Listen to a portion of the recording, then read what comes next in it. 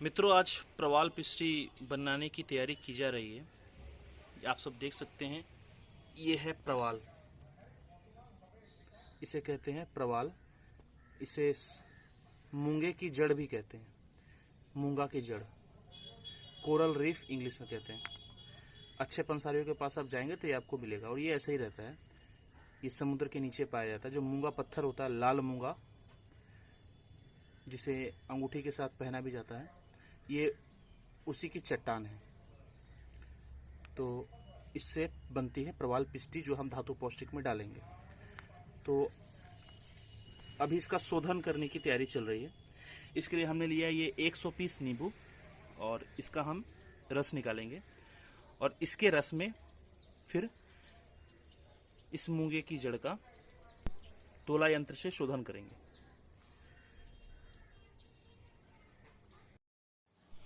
मित्रों, ये आप लोग देख सकते हैं, ये 100 नींबू का रस मैंने निकाला है, ठीक है। और ये मैंने लिया है मिनरल वाटर। ये जिस तरह के बॉटल में आता है, एक्वाफिना वगैरह का, किनले का, तो ये मैंने लिया है। और इससे अब हम क्या करेंगे, इसमें ये नींबू का रस मिलाएंगे।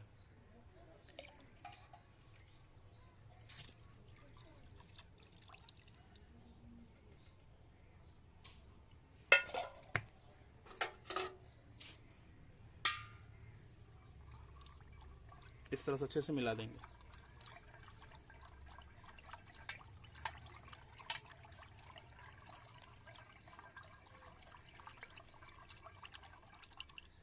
अब इसे हमें दोला यंत्र में रखना है। ये पानी में हमें दोला यंत्र करना है। दोला यंत्र क्या होता है, ये सूती का एक कपड़े में ये जो है, आपको प्रवाल के जड़ को इस तरह से बांध लेना है, और इस प्रकार रखना है आपको कि ये डूबा रहे इसमें। ये इस तरह डूबे कि ये बीच में रहे, ये ना किनारे में लगे ना नीचे तलवे में लगे। इस तरह से ये बीच में डूबा रहे, और इसी को बोलते हैं दोला यंत्र। तो इसे 3 घंटे तक हमें मंद मंद आग पर जो है वो गर्म करना है। 3 घंटे तक गर्म करना है हमें, ठीक है। और इस तरह गर्म करने के बाद फिर आगे हम दिखाते हैं कि कैसे क्या होता है।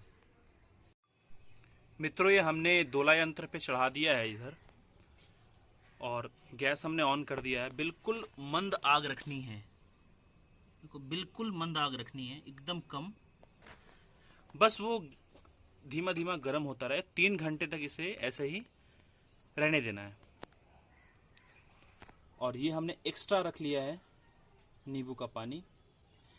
जैसे जैसे ये पानी गर्म होकर के कम होता जाएगा, जलता जाएगा, वैसे वैसे हम थोड़ा थोड़ा इसमें डालते जाएंगे। तो अब मित्रों, इस तरह से 3 घंटे तक दोला यंत्र करने से क्या होता है कि इसके अंदर जो समुद्री नमक होती है, जो भी प्रवाल के जड़ में समुद्री नमक या कुछ खनिज वगैरह ऐसे कुछ गंदगी होती है, वो इस अम्ल वाली पानी के साथ, मतलब नींबू वाली पानी के साथ रिएक्ट करके सारी गंदगी साफ हो जाती है, और हमें शुद्ध प्रवाल मिलता है, जिसका उपयोग हम पिष्टी बनाने में करेंगे।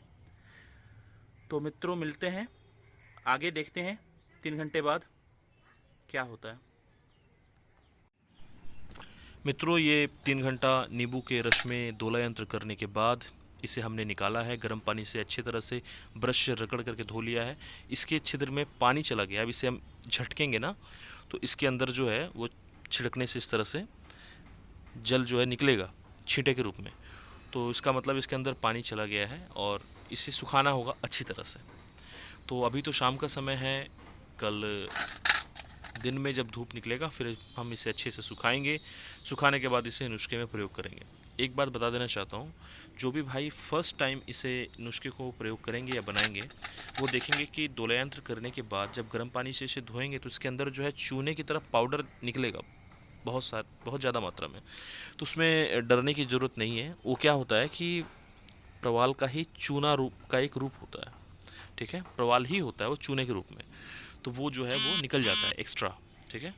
तो ये अब बिल्कुल पूरी तरह से साफ़ हो गया है। इसकी मिट्टी वगैरह जो नमक वगैरह वो बिल्कुल अच्छी तरह से बिल्कुल निकल गई है। नुस्खे में प्रयोग करेंगे, तो नुस्खे में कैसे प्रयोग करेंगे इसके लिए आपको नेक्स्ट वीडियो तक इंतज़ार करना पड़ेगा। मित्रों, मिलते हैं नेक्स्ट वीडियो में, उसमें पिष्टी बनाने की पूरी तरीका विस्तार से बताई जाएगी। तब तक के लिए नमस्कार।